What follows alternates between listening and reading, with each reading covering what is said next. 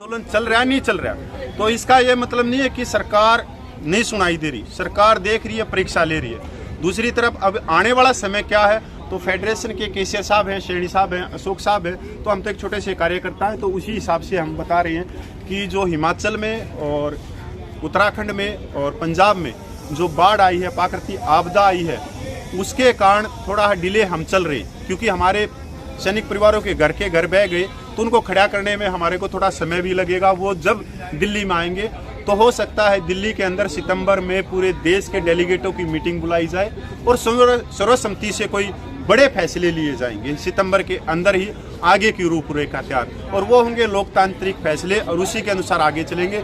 तब तक आप लोग इसी तरह से इस पे विश्वास बनाए रखना। आपका हर व्यक्ति जो फेडरेशन में है वो भगत सिंह अपनी जान दे सकता है। तो मैं सबसे पहले हमारे कैप्टन साहब अपने विचार रखेंगे दादरी से। राम प्रसाद, ये कैप्टन रामफल साहब हैं और मेरी यूनिट के हैं, और इससे पहले जब ये रिटायरमेंट आए, हमारे से बहुत पहले आ गई रिटायरमेंट, और यहाँ आज मिले यूनिट के 2 कमांडर हैं और 1 प्लाटून हवलदार है। 3 व्यक्ति जो मैंने यूनिट में तो नहीं देखे, हमारे से पहले आगे हमारे बुजुर्ग हैं। तो मैं साहब मैं बहुत बहुत धन्यवाद करता हूँ कि आप लोग यहाँ तक पूछे। तो इस मेले में हमने वो चेहरे भी मिले जिन्होंने उस यूनिट के लिए काम किया। हम तो बहुत बाद में गए, सब यूनिट आप लोगों की आप बना के आए हो और आप लोगों ने अच्छा काम किया, साइटेशन दिलाए, विदेश में भेजे, मतलब आप लोगों के काम से मैं इनका बहुत बहुत धन्यवाद साहब। रखो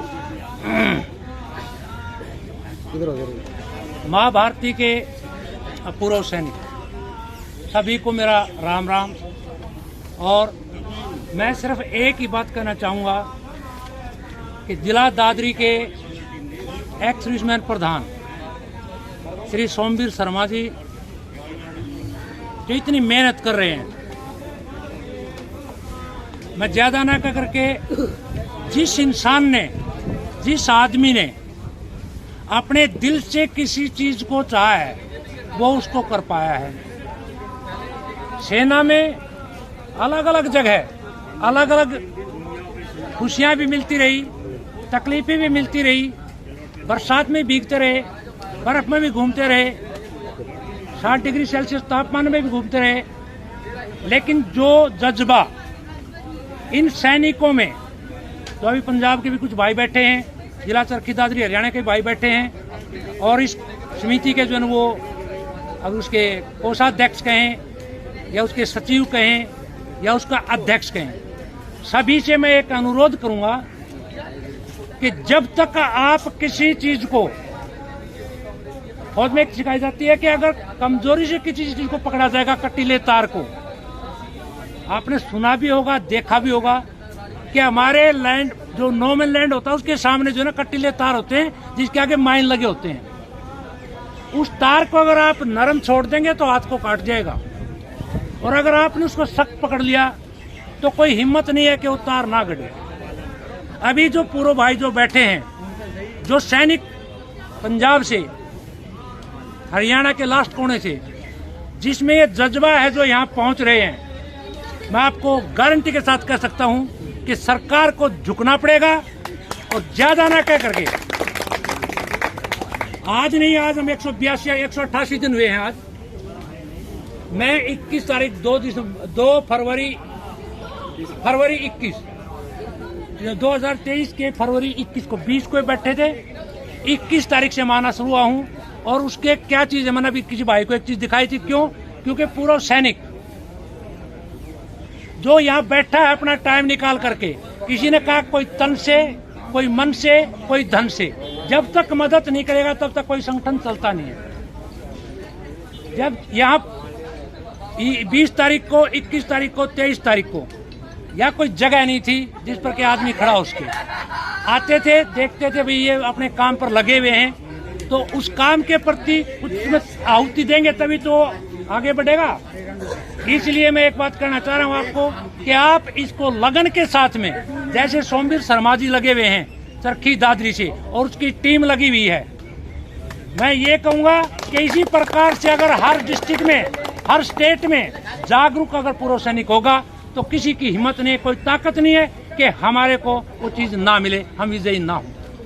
मैं इतनी कह करके अपनी वाणी को विराम देता हूं और कहना चाहूंगा फिर भी कि आप अपने साथियों को, अपने दोस्तों को, अपने रिश्तेदारों को, अपने नातियों को, आपके भर्ती वालों को, सबको ये संदेश पहुंचाएं कि वो जहां भी हों वहां पर किसी प्रकार की आहुति जरूर डालें, मदद करें, साथ दें, पैसे से करें, आकर के करें, मानसिक रूप से करें, शारीरिक रूप से करें, आर्थिक रूप से करें, मदद करें, जिससे संगठन अपना मजबूत हो और इस काम को करने में सक्षम हो। धन्यवाद। पूर्व सैनिक समिति जिला दादरी के प्रधान सूबेदार सोमवीर शर्मा साहब को मैं मंच पे बुलाना चाहता हूं और आपको लोग सुनना भी चाहते हैं और आपका चेहरा भी देखना चाहते हैं, जितने हमने आपके लिए जो शब्द बोले हैं। मैं 1 मिनट लूंगा। जिला दादरी के लिए बड़े गौरव की बात है कि फेडरेशन का पहुंचना दादरी जिले में, सोमवीर शर्मा ने बताया कि फेडरेशन आपके जिले में गई है। फेडरेशन के अध्यक्ष पूरी टीम दादरी जिला में सबसे पहले वहीं पहुंची और फिर कहीं जगह प्रोग्राम नहीं हुआ है। सोमवीर शर्मा जी को सूचना दी, बहुत कम समय में दादरी जिले से ही पहला लेटर फेडरेशन का जारी हुआ था। अगर मैं जाने को सोमवीर शर्मा जी चाहते हैं तो दादरी को पूरा फेडरेशन तो पूरा सपोर्ट है। बीच में कुछ आ गए थे सोमवीर शर्मा टांग खींचने के लिए, लेकिन हम इनके साथ में कंधे से कंधे मिलाए, हमेशा मजबूती दी है और आज ये अपने तरक्की निरंतर सेवा भाव से लगे हुए हैं और इनकी मुहिम बहुत मजबूत होती जा रही है। कुछ लोग होते हैं कुछ क्षणिक समय के लिए होते हैं जिससे कर सकते हैं, लंबे समय तक नहीं कर सकते। तो सच्चा काम करता, सच्ची सेवा करता है, वो हमेशा तरक्की करेगा, सफलता प्राप्त करेगा। तो सोमवीर शर्मा इसके उदाहरण है। तो बहुत बहुत साधुवाद, बहुत बहुत धन्यवाद। फेडरेशन की तरफ से मैं आपको धन्यवाद देता हूँ सर। आप लगे रहो।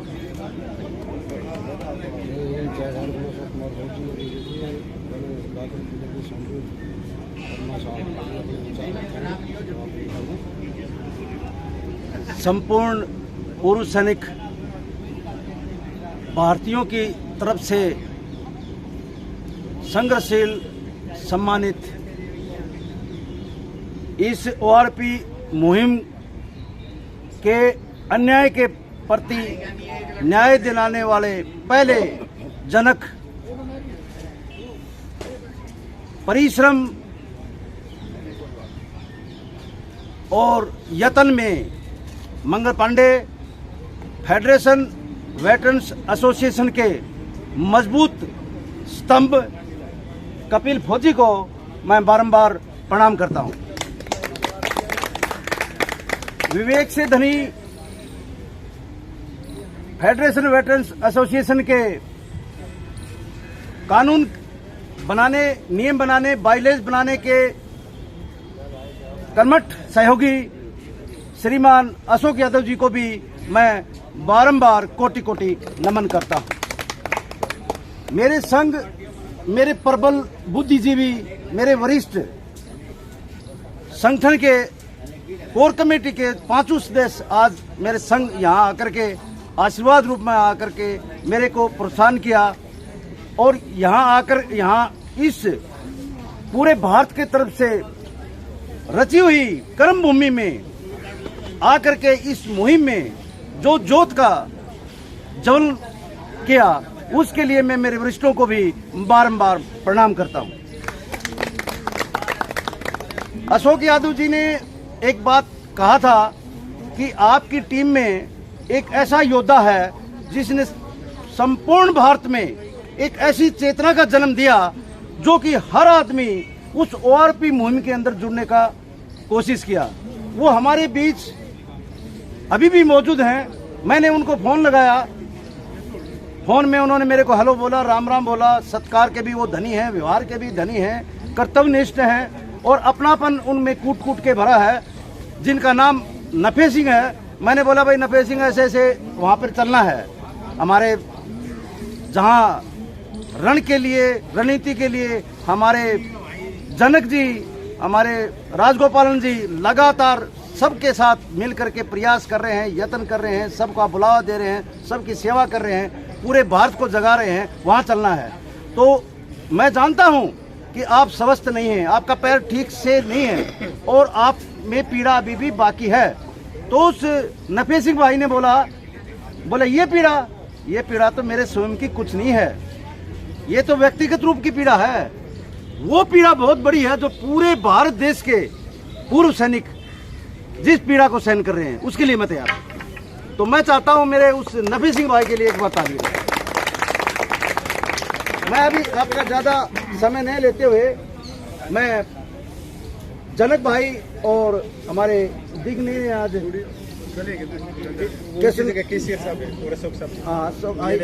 जो भी साहब हैं उनको मैं बहुत बहुत आभार और धन्यवाद देता हूं हमारी टीम की तरफ से कि जिन्होंने इस मुहिम में आकर के पूरे भारत के वीर गौरव पुरुष सैनिकों को हक दिलाने के लिए जो निरंतर प्रयास अपना बनाए रखा है इस जंतर मंतर पे, उसके लिए पूरा भारत इनके साथ है और इनके परिश्रम से अपनी भावनाओं को जोड़ता है और इनके परिश्रम के तहत हमारी सबकी भावनाओं के तहत एक दिन जरूर आने वाला है जो कि हमें सफलता मिलेगी।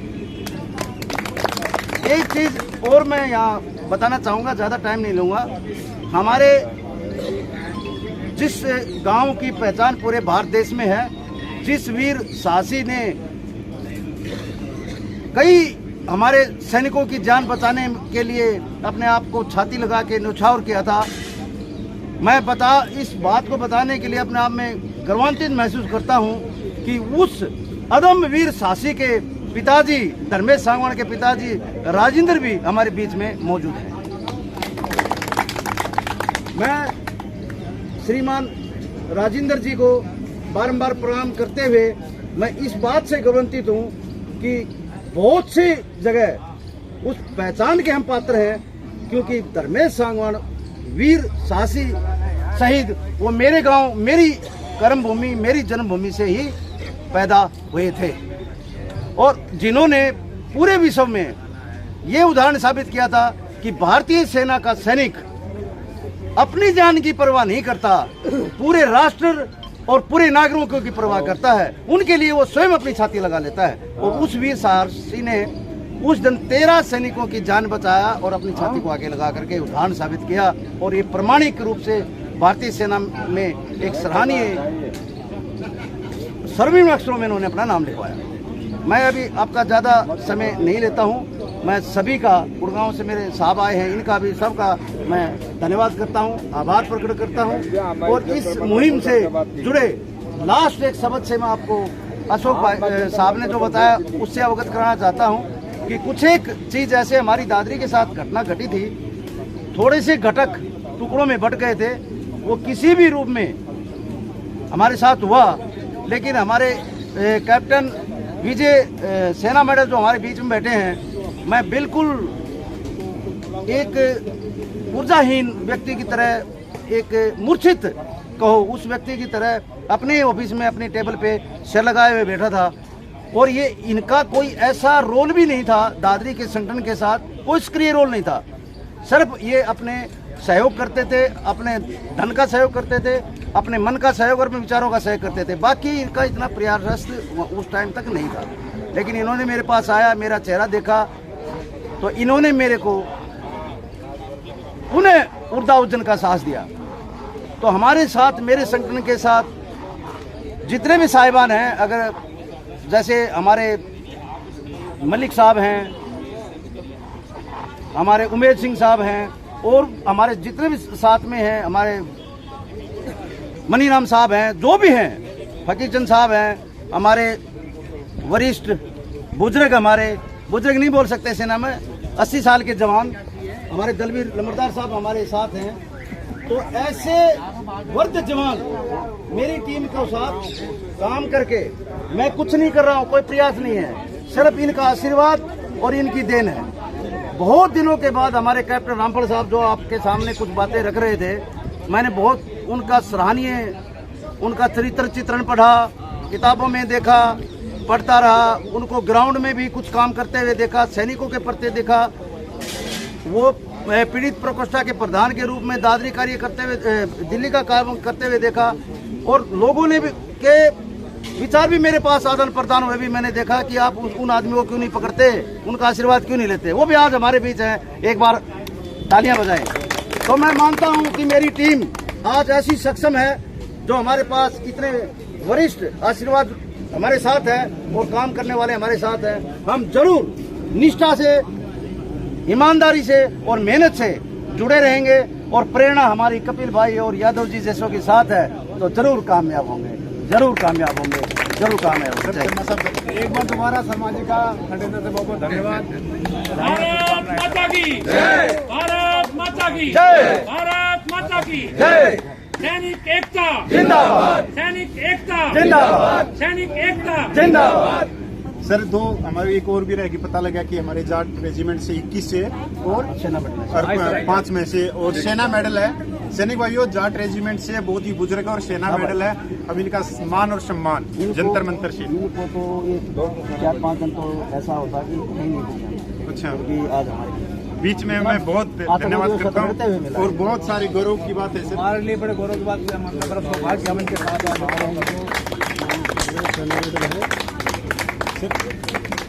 विजय साहब, विजय साहब, विजय साहब 21 जाट के अपने विजय साहब हैं, उनको अशोक यादव साहब सम्मानित करेंगे।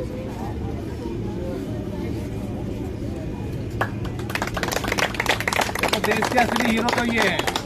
और आप लोगों के बीच में बैठे, बहुत बड़ी सर। हमारे केसीआर साहब भी है, बहुत दादरी जिले के सर है, आप भी आ जाओ। बहुत ना बहुत है, जो असली जो काम करने वाले हैं वो पीछे ही रहते हैं, चेहरा कभी उनका आता ही नहीं। मैंने पता है भाई, बहुत सर। अगला काम शुरू करो सर। हाँ, सब हम सम्मानित करते हैं आप लोग। हाँ, कोई ना, आप आए हो तो कोई 15-20 मिनट 2 मिनट लगेंगे। अरे जंतर मंतर के हीरो जनक राज जी आगे आई है। जनक राज जी, आपका स्पेशली हम आपकी आवाज को करने आए हैं। मैं स्टार्ट करूं? कर दो, बीच में ले लो आप, राइट ये देखिए, ले लो आप, लेते रहो इनके बीच में, पूछते रहो। हाँ, देखो आपकी जानकारी के लिए ये वीडियो उद्यान हमारे ऐसे हैं कि हम तो हो सकता है कभी 10 दिन 5 दिन बाद में हैं, इनका लगातार 188 दिन लगा लो, सर्दी गर्मी बरसात जो भी कुछ होती है, इनकी उपस्थिति हमेशा दर्ज रहती है।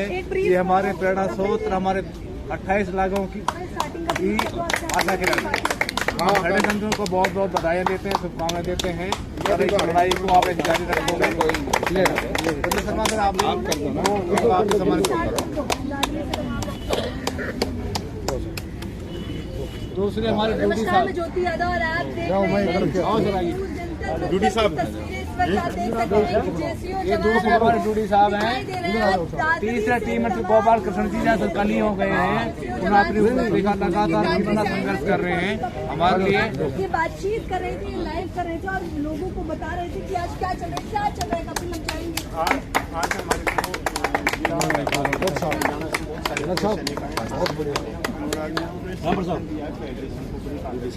सभी आए तो आज आइए आइए आइए, आपका सब फोटो आ जाएगा। हेलो सी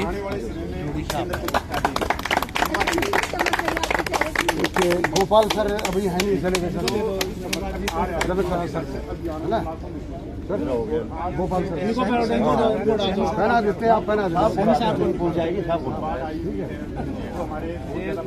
गोपाल जी का तलवार साहब वो आए नहीं, साहब हमारे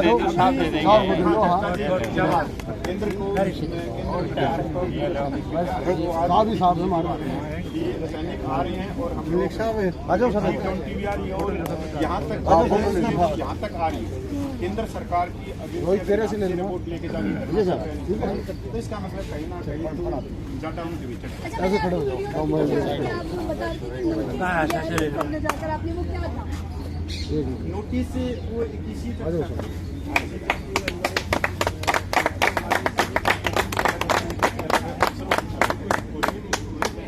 देखिए, तालियों की गड़गड़ाहट से आप सीधे तौर पर देख सकते हैं कि आज जंतर मंतर पूरा हुआ है। मैं आगे कैमरा पर्सन से रिक्वेस्ट करूंगी कि वो आपको दिखाएं तस्वीरें। आप देख सकते हैं, मैं बातचीत भी करना चाहूंगी क्योंकि ये प्रदर्शन हम लगातार 20 तारीख से कवर कर रहे हैं, तो मैं बात करना चाहूंगी। सर, क्या कहेंगे?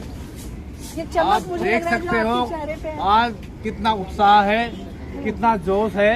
पर एक खुशी का माहौल है, जैसे मैं शुरू से ही बता रही हूँ। क्या हम जाने नहीं देंगे। हमने वहाँ पर खाना खाया, मुर्गे हमें स्टेज पर लेकर गए, वहाँ पर हमारा मानतान भी किया उन्होंने। मैं वहाँ पर बोला, भाई हरियाणा वालों, आज आपका लंगर छका, रूह खुश हो गई। वाकई आप छोटे भाई हो, हम इससे इनकार नहीं कर सकते। आप हमारे पूजनी को बन चुके हो, बहुत प्यार आता है हमको आपसे। तो एक ताऊ ने बोला, कहना सरदार जी ऐसी बात मत करो। मैं क्यों? कहना लंगर तो हमने आपसे ही सीखा है। नहीं, सीखा नहीं था। मैं उस बात स्टेज पर एक बात बोली थी, मैं हरियाणा वालों, आप छोटे भाई बन चुके हो, आपके बाजू हमारे गले में है। आपका बड़ा भाई आपसे वादा करता है कि सरकार को कहे बीच में से बंद हटा दो, बॉर्डर हटा दो, बड़ा भाई गुरगामा तक आपके खेतों में पानी आप लगा कर जाएगा। ये आपसे वादा करते हैं हम। हमें सरकारों की बंदिश नहीं चाहिए भी हमें सतलुज जमुना का, जहाँ फलाना जमुना का, ये सतलुज भी हमारी है, जमुना भी हमारी है, तो हरियाणा भी हमारा है। हम वादा करते हैं अगर ये सरकार बंधन तोड़ दे बीच में से, हम एक भाई हैं, गले वहाँ डालकर मिलेंगे। हमें कोई जुदा कर ही नहीं सकता, ये वादा है हमारा। जय हिंद।